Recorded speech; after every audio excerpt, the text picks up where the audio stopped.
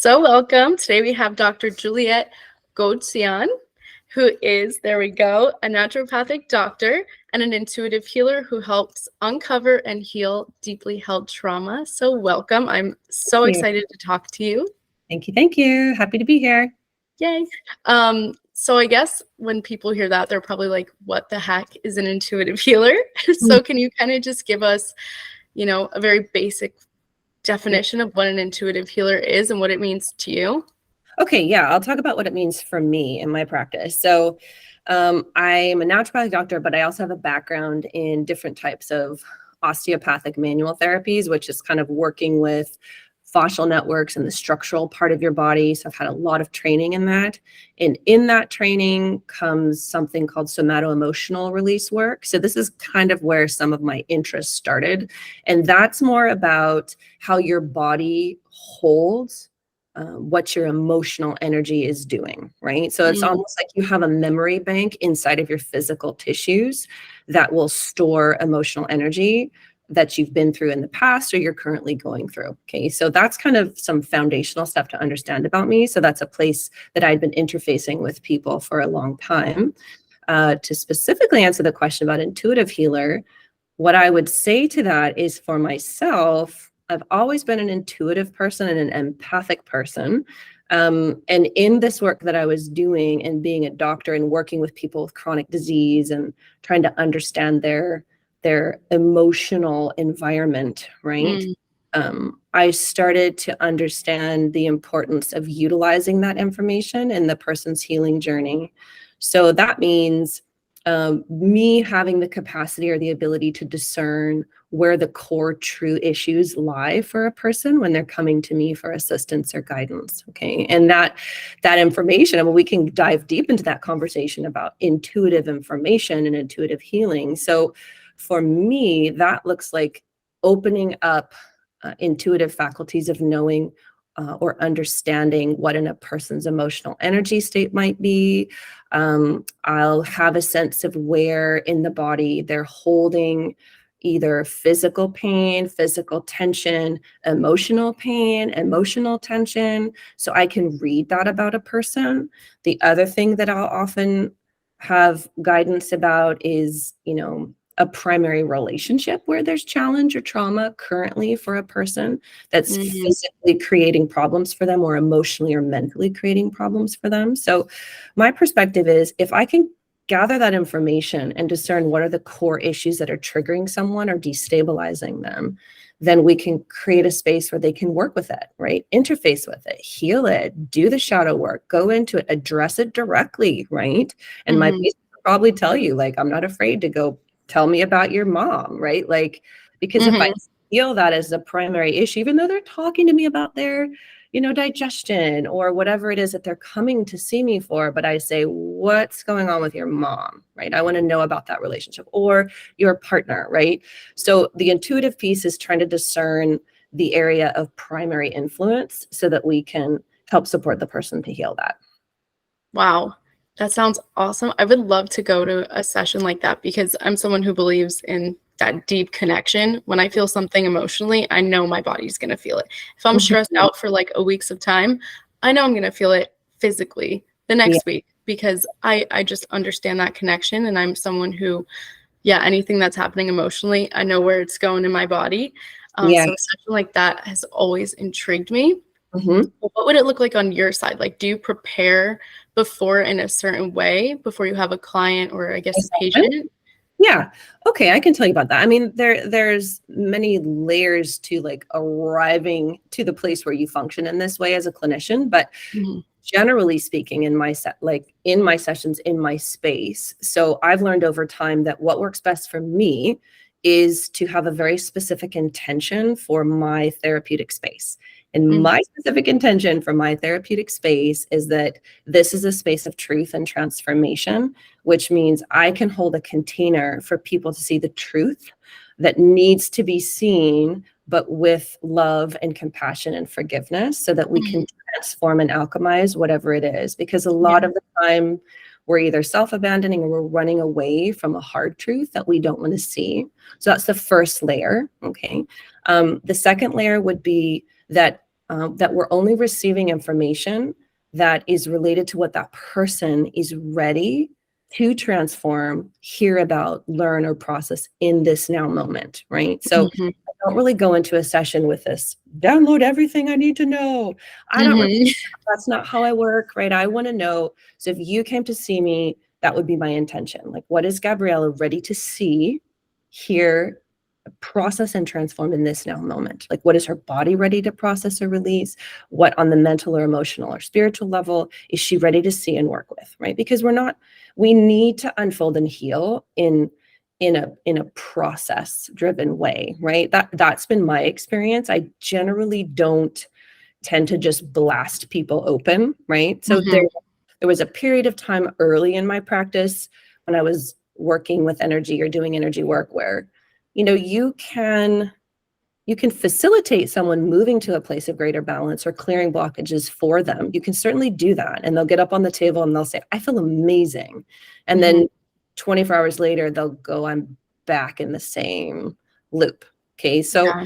as I realized that, it became apparent that it's not really therapeutically helpful for me to do things for people. So Mm. I see my role as a guide, a reflector, a container, a catalyzer, right? So you come and I'll help you look at things and I'll create the energy space to help you work with it and transform it. But it's your process and it needs to happen like building a house, right? So we go to those foundational pieces and we help you build from the bottom up so that you can actually hold the healing, like you're actually walking forward as you're healing yourself. Yeah, I love that. I love that you say that you're the reflector or you're the guide because I mean, it doesn't do anything good, I guess, for someone if you're holding their hand the whole way and doing everything for them, Yeah. because then they're not with you and they're Mhm. in a space where they need to utilize the tools within.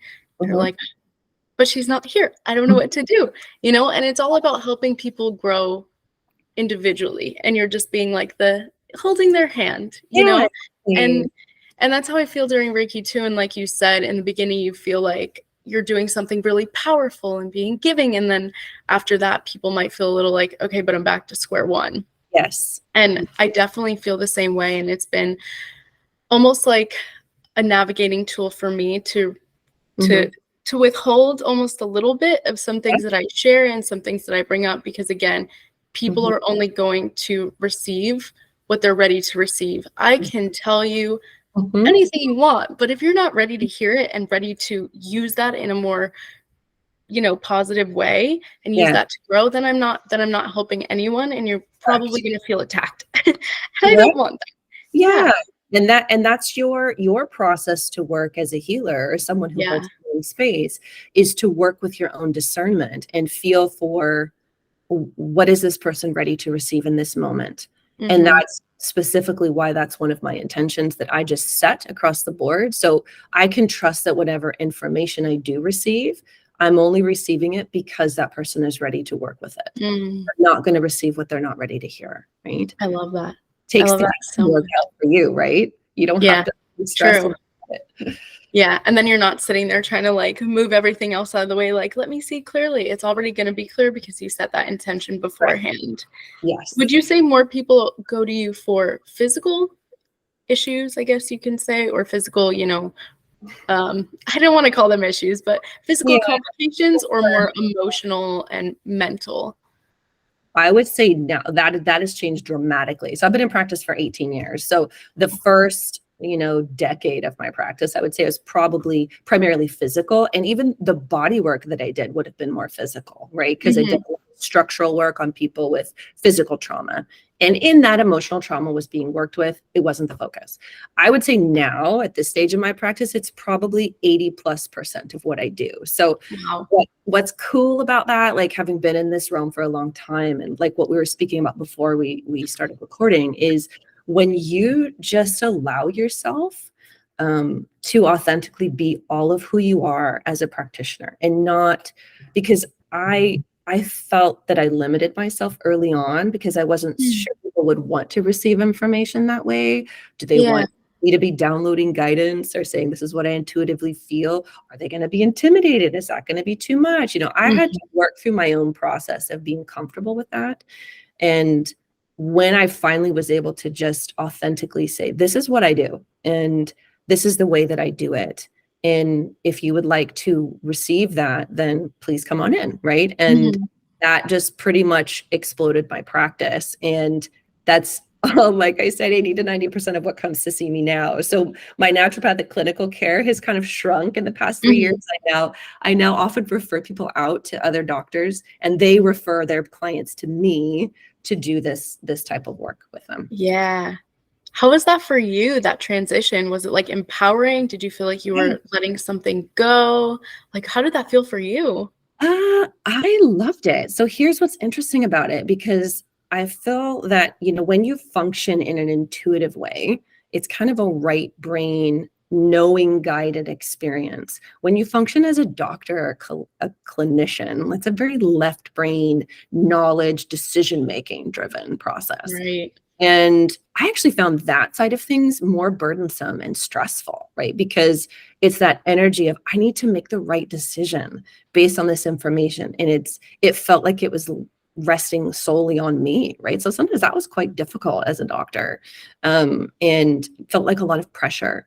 And so as I moved more into working this way, it just felt like an exhale almost. And although I had to learn, and we can go into this if you're interested, but I had to learn how to have really healthy boundaries and how to be able to function all day seeing people back to back in this way. There was a learning curve with that. However, being able to just utilize a knowing that flows and you can trust it. And as you move into that place of trust, it becomes like, it's easeful is the word I would use. So you can roll into that experience and it happens with ease and trust, and it doesn't actually feel like work. Does that make sense? Yeah, entirely. I pictured a wave like rolling when you said that, just like the natural continuous flow. And it was really beautiful. But yeah, I'd love to touch on the boundaries because I mean, I know that's something I for sure need to work on. And especially when it comes to clients, I think I've gotten better at saying, like, I am not in the space today to do this. And it's for the best of us to maybe, just reschedule for tomorrow. But how do you go about that, especially since you're seeing clients back to back and you are using that intuitive energy? Yes. There's a few layers to it. So the first step, I think, is just your own personal healing, because a lot of us that either have heightened senses in this way, or we develop them early in life, are often really empathic people. Okay. So that in itself is a journey of healing for you, right? As an empath, because the core energy of that is, not always having a clearly defined sense of self in your own energy field, right? Because you're so good at being tuned externally and you can pick up everything.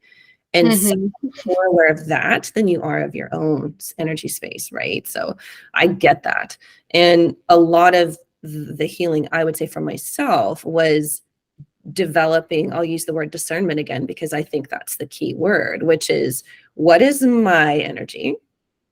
What is my emotion? What is my mental energy? And what is not, right? So understanding the boundary of me versus the client, because it's really important for you to not pick up their stuff, but also it's important for you to not put your stuff into a session, right? So getting really clear about what that is and just having a knowing. And some of that could be like a kinesthetic felt sense, right? So my energy feels a certain way.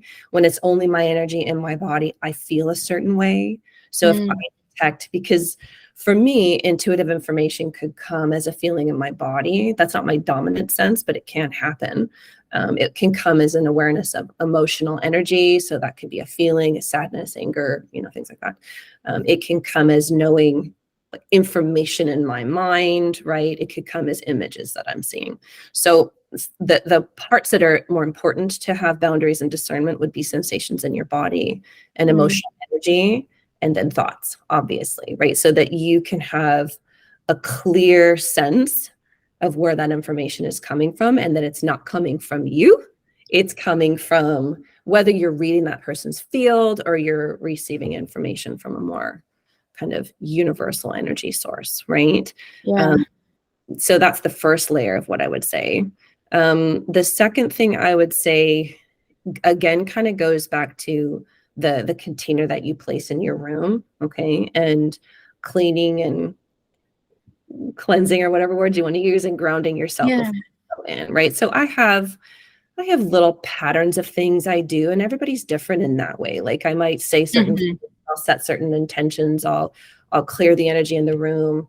I'm lucky I have a sink right outside my office. So when I leave a session with a patient, I close the door, I go to the sink, I wash my hands, I imagine the energy dropping around my body, and I'll say the session with Gabriella is now closed. Yeah. And close it, right? And then the person leaves and I can reset the room and I see the next person, right? So and I think those are just representations of energy, right? So whatever it is you want to do to help you clear or set or ground or cleanse, you find what works for you, but it's more about the intentionality that you're using inside of yourself to say, this is what's happening with the energy in my space.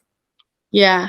I love that. I love the physical like washing of the hands. Cause again, when I do Reiki, I'm like at first, like after the session, I'm not going to be in the room with someone washing my hands, but you always like brush it off. You center Yeah. in the space. You say whatever, you feel is right to say in that moment.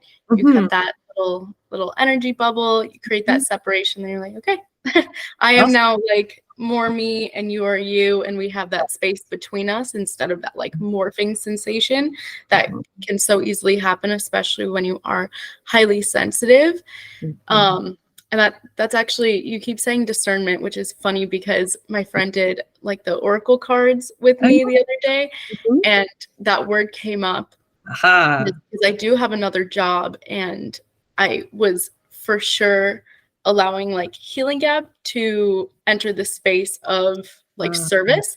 And there was this like overlap, and I felt like I was getting like zapped. Like I would leave that space and I would feel zapped of my energy. And she was like, create that separation, like create that, like, I am not Healer Gap going into this space right now. I'm here to make my money and I'm here to leave. And that's it.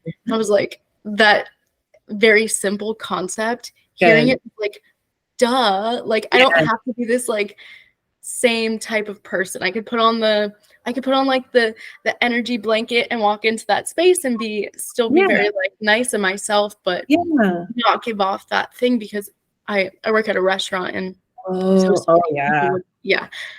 all the people would be like, your energy, like, I love it. What do you do? And it was like attracting like just everyone, sinking in. And then she said that, which you keep saying discernment. I'm just like, yep, she's hitting it right on the head.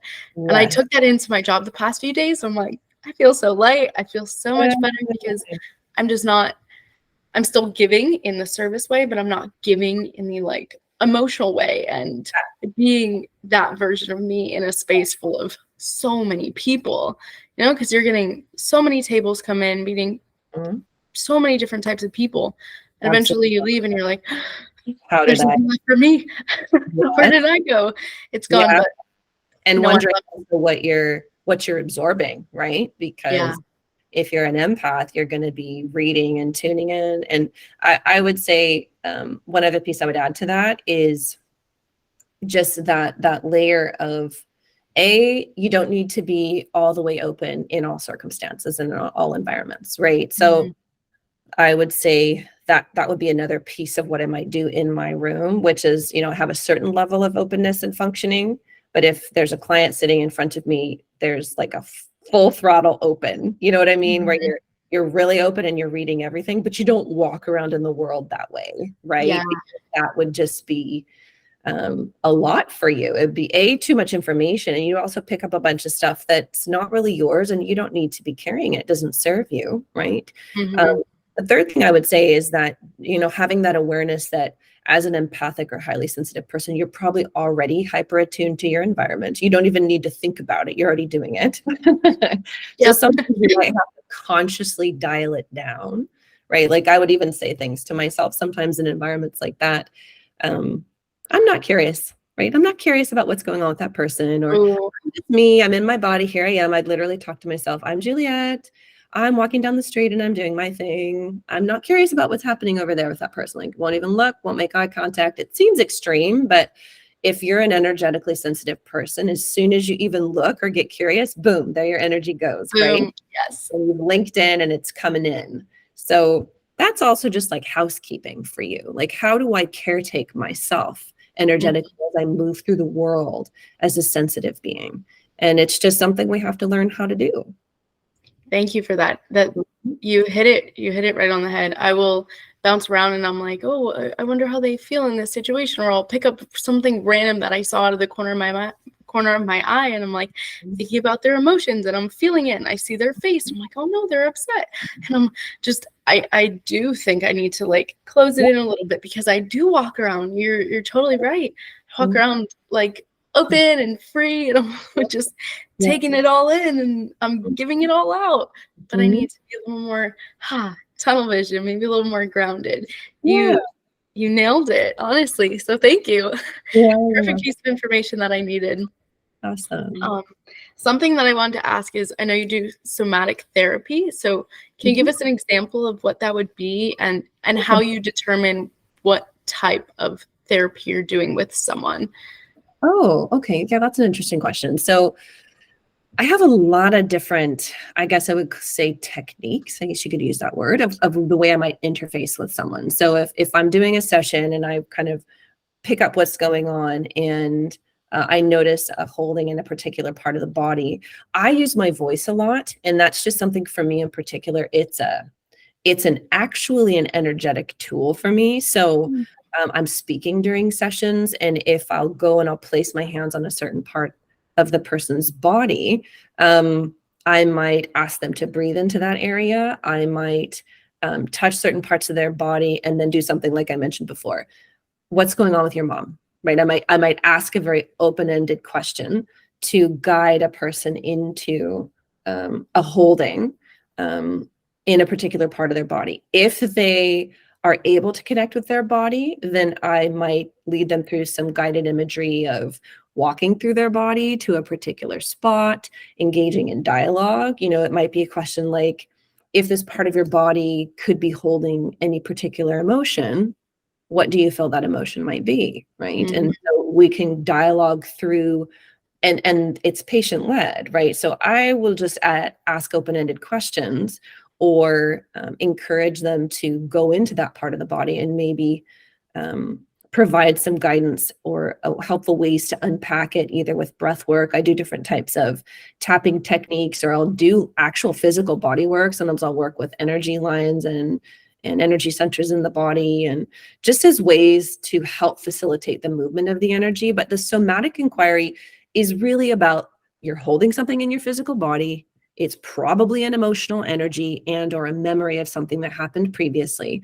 Often it's a traumatic based memory. And so what needs to happen, and this is kind of the core of what I do, because a lot of people that come to see me have figured out intellectually what happened to them, and they understand their trauma or their emotional holding, but their body has not released the trauma yet, or it hasn't even released the emotional energy of what they went through or felt in that moment.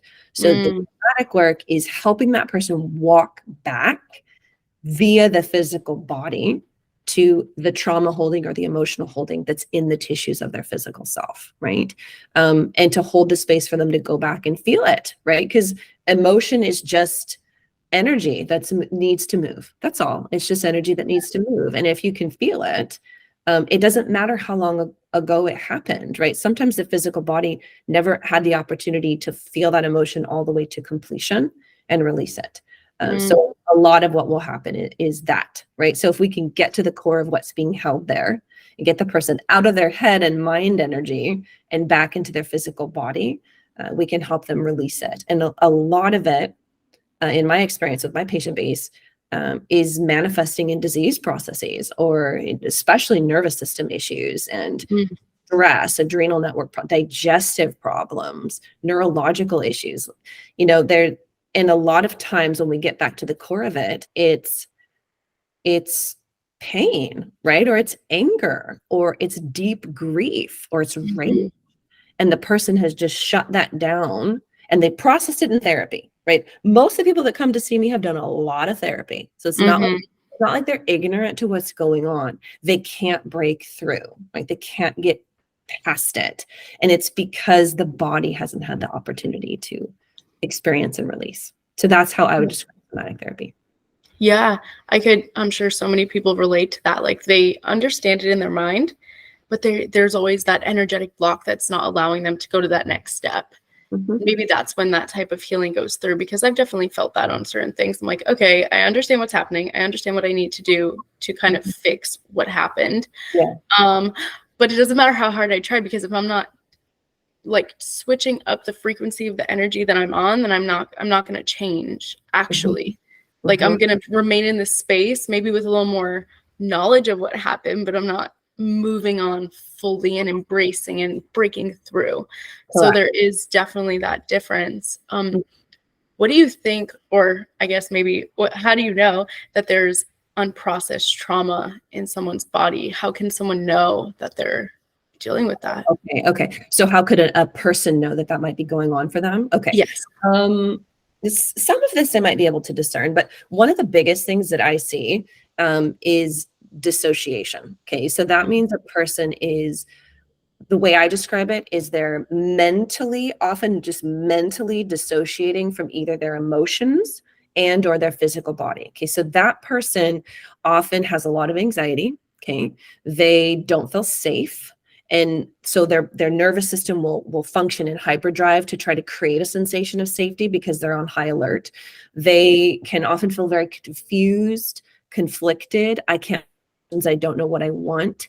But the most common one I see is a sense that A, you don't belong, and B, you don't actually even want to be here. Okay, so the biggest way I see dissociation manifest, and I see it a lot and I can pick it up pretty quickly because it presents energetically as well. But that person, when I ask them, they'll almost inevitably start crying because I'll feel it and then I'll say, do you even want to be here in this life, right?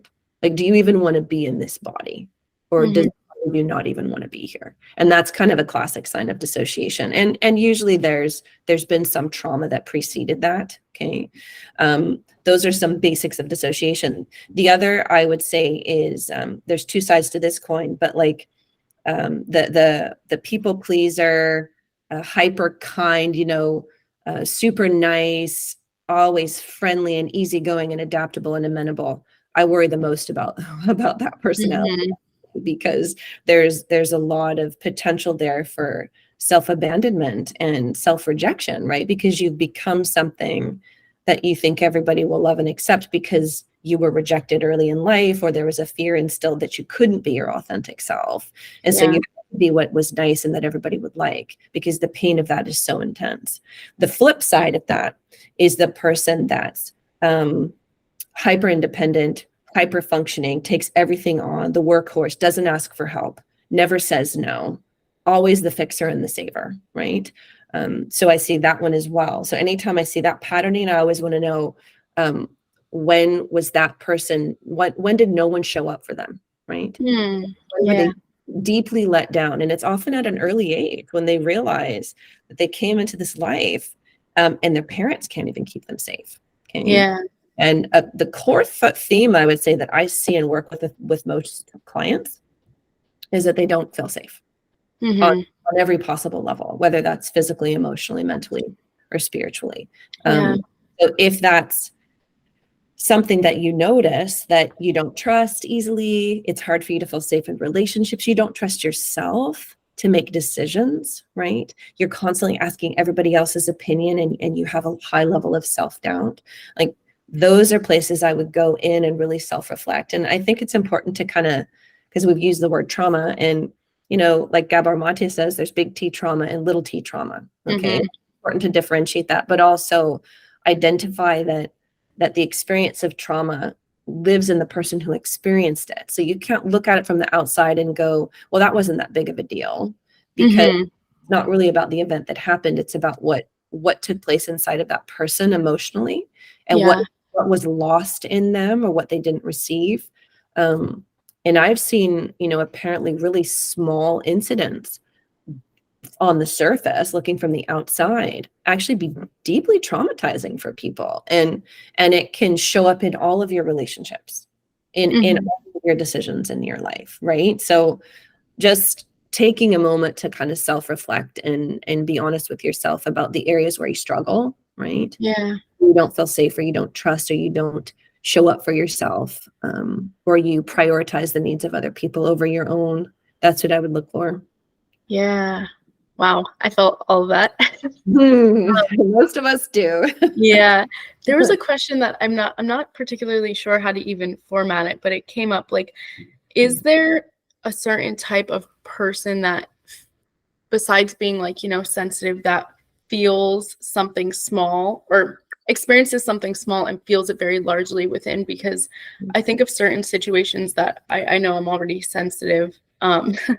But there's certain situations that happen that seem really small, but to me, it will be ingrained in my mind for a very long time, and I will think about it, and it will like sit there. So is that like, what kind of is that? Because I know some people would experience things that I haven't brushed off, and it wouldn't seem like a big deal. So I'm not really sure how to even ask that question, Yeah, but no, I hear what you're saying, and there's two things I would say to that. So, there are people who are more sensitive, like quote unquote sensitive, and there's different ways we can define sensitive. That can be sensory information sensitive, right? So more sensitive to sound, more sensitive to light, more sensitive to a tone of voice, emotional energy. Like if you are already an empathic person, you're going to receive and experience the energy of someone being angry at you way more intensely than someone that doesn't function that way on a nervous system, brain processing, sensory level. So that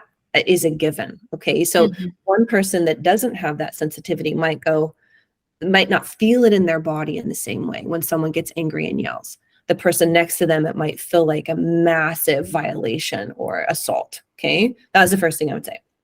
The second thing I would say is when something hits you really deeply and it sticks around, that is an invitation to go deep, because there's probably something else going on there that happened earlier. And to ask, when was the first time I ever felt this way? Right? Can I remember? There may be multiple incidences, because usually that's a sign that there's a core, either fear, insecurity, or past wound or trauma that you either haven't seen fully, or you haven't had the opportunity to heal it yet. And if something is really niggling there and painful and you just can't let it go, I would encourage you to actually dive right into it, with support of someone else if you need that, but to really try to be honest about unpacking. Does it really bother me? Because on some core level, a part of me is terrified that it's actually true, right? Does some part of me believe them? So I would describe it like, there's a couple ways I've described it. So if your energy field, we'll first describe it energetically, and then I'll use a physical analogy. But if your energy field at an early age was cracked by a deep trauma, like abandonment trauma, or a rejection trauma, betrayal trauma, imagine that makes a crack or a hole in your energy field. Okay. If someone shoots an arrow at you that exactly matches the frequency of that crack or that type of trauma, it's going to go right through that hole, and it's going to hit you where you're most vulnerable, because that spot never got healed over. And the level of vulnerability and weakness that you're going to have to it is much higher. If someone shot an arrow just 2 inches over in your self-confidence, it will bounce right off and you go, nope, I believe in myself. I know I'm capable of this. It doesn't even faze me. But if it goes to some other piece that's pretty deep in there that you haven't healed yet, it might paralyze you, right? That's the first thing I would say. The second physical analogy would be like Velcro, So if you have an old trauma or an old wound, it might be sitting there on your field like Velcro. So if somebody throws something at you that matches it, it's going to stick, right? Yes. Go, why does that feel so uncomfortable? Oh, right. But they say something else and you go, right. Yeah. That was a beautiful example. It reminds me, I just watched a video on it, and it's this guy on stage, and he says, how do you feel if I said, I don't like you and I don't like your blue hair? And the person said, I don't have blue hair. And he's like, exactly. Yes. And it's the same way if you like understand you're enough, and someone says you're not enough, and you're like, but I am enough. Like, I know I'm enough.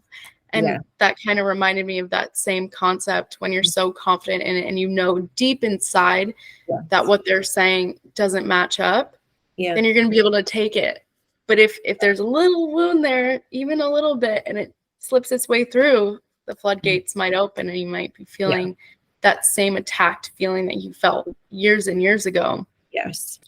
Yeah. Exactly. And I really like the question that you said to ask yourself of when's the first time that I felt this emotion? Because then, at least for me, when I've done similar things, I've never really asked that specific question, but when I've thought deeper, I'm like, okay, this should not be throwing me into a spiral right now. Like, where is this actually coming from? Where is it rooted? I find the same emotions coming up as like in the past that I do now. And I'm like, oh, I'm just being a child right now, and not in a degrading way, but I just need what that person needed years ago. Yeah. So I'm going to give that younger self that I'm experiencing now, because that younger self is still within me. I'm just going to turn that attention inward and be like, oh, what did I need the first time this happened? I just needed a hug. That's it. Okay. I'm going to give a hug. I'm going to let myself cry, and I'm going to let myself feel it, because I'm allowed to feel valid. So I think that's a great way that you explained it, and a great question. I'm definitely going to be taking that question with me next time I'm a little like, ooh, that stung, and I want to know the core of this. Yeah, totally. And then one of the things that I read on your blog was about Crohn's disease. So I just kind of want to hear your experience with it, because you're someone who practices, you know, kind of what you preach. And I know that you said that you healed it. Yes. Correct? Is that correct? Yeah. So I would just love to hear that story from your perspective. It felt very moving when I read it, and very inspiring, and very much like, see, like there are ways that we can heal, and there is more out there than what we're being seen from, you know, the bigger people. So if you could just talk about that, I would love to hear it. Yeah, I'll try to make kind of a brief summary of that. So I had Crohn's disease for about 17, 18 years of my life. It came on around the age of 18. And then I kind of had a full discharge from gastroenterology and healed it in 2018. I had different phases that it flared up in my life, and some pretty severe flares at different times. I was misdiagnosed for about 16 of those years. So nobody really knew what was going on. So part of the journey for me was, I didn't have a diagnosis. So that's also hard, because you're just sick and nobody can explain what's going on. But, you know, in later years, I was able to I basically figured it out on my own. So when I eventually got a diagnosis, it's because I went to the hospital and I said, I have IBD. So this is what's happening. So this is what's happening. Yeah. This is what I need. Because I was a doctor at that point. But what I would say, as far as the healing process, you know, it was really interesting, because I was a doctor and I'd been in practice for a long time, and I'd been, you know, working with people with chronic disease and things like this. So, you know, I had my own perception and bias around people who got autoimmune diseases. You know, I had all the things I'd learned about that. And so the process of really coming face to face with a diagnosis like that really forced me to take a hard look at myself, and the way I treated myself, and the way I showed up for myself or did not, and how I was self-abandoning, and how I was putting everybody else's needs before myself, because I was kind of that classic, highly sensitive, empathic people pleaser who just wanted to be loved, and at the you know, cost or the consequence of my own physical health and emotional health. So the process of healing it, I mean, there's some more complex physical layers to it, but I would say initially it did involve a lot of diet change, and I had to do a lot of restrictive things just to kind of help stabilize my gut environment. I did some different herbal interventions and anti-inflammatory things to help reset issues that I had with what I would describe as the microbiome, right? Which is like all the physical microflora that live in your body. I did have physical issues there. But the primary issue, I would say, was actually with my nervous system. And that's what's pertinent, I think, to what we're talking about, because I generally see that with highly sensitive people, right? So if you've been an intuitive, highly sensitive person your whole life, you already have a nervous system that's probably working harder than other people and needs a lot more caretaking and protecting, right? And I wasn't cognizant of that, or at the very least, I didn't give it the prioritization that it needed early in my life. I would just push through, you know? Yes. So a lot of my healing was rebalancing myself as an empath, learning where my energy ends and someone else's begins, that other people's emotions are not my responsibility or my burden to bear, and learning how to manage my own nervous system and caretake my nervous system and what's too much for me, and what I need to stay grounded and balanced and in my body. And discerning the boundaries of self was actually really difficult for me. And it took me a lot of years to heal that. Like, that's the shadow work that we have to do. All those pieces that you were talking about are those painful spots where you're like, ouch, why does that hurt so bad? I had to do a lot of that. And I would say that was probably 5 or 6 years of intense work. And I had to change a lot of things in my life and do things a lot differently. And I honestly believe that that's the reason that I healed my Crohn's. The physical interventions and the medications that I took, that only happened for about an 18-month period. I still technically had Crohn's when I was kind of not really doing that anymore. And the 4 to 5 years that followed that was what healed it. And it's why I don't have it anymore. And it's almost it was a knowing that I had, right? So I got to a point in my healing process where I went, oh, I'm done doing that, right? It's just this knowing that the vibration of what that disease was showing up as in my body as a message to me to get my attention and to help me see that I was living out of congruence with who I am. And as soon as I got that message and I changed everything, and to the degree that I was able, I mean, I think that's an ongoing process. We're always continuing to learn, but once I was able to do that, I didn't have Crohn's disease anymore. Yeah. That's kind of my story. I love it. I love the story. And it's just so beautiful, especially knowing that you did take the medicine and go through the physical part, but there is always that other layer that you need to break through, that you need to go through, to really get to that energetic level of, okay, this is no longer here. And I keep loving how you call it all an invitation, because it really is. Anything that happens, I believe anyway, in our mind, in our body, our emotions, anything that's coming up really is an invitation. It's just like, hi, I'm here. Like, I want attention because I just need you to listen to me and see me. That's something I always try to talk about in my yoga classes. Like, when you're in a pose and you're feeling angry, even if it's out at me, because you probably will, because I have you in the pose, like, it's okay. Like, just do it. Listen, it's telling you something. Whatever it is, it's telling you something. So welcome it in, sit with it. Be like, what's going on? Have a little conversation. And then once you're like, oh, I know what I was supposed to do. I know the message that I was ready to receive. Right. And then you move on, but it's the pushing away and the I don't need to see it, and getting angry at the emotions, getting angry at the disease, getting angry at things that come up. It's all just piling on and just adding more and more layers of, things you're going to have to break through eventually anyway. Absolutely. That was a beautiful story. So thank you for sharing. Yeah, of course. Happy to. And then I always ask people this question at the end. So if you were in a room full of the entire world and everyone's listening and everyone's like attentive, you could take a second. What would you say if you just had a piece of wisdom?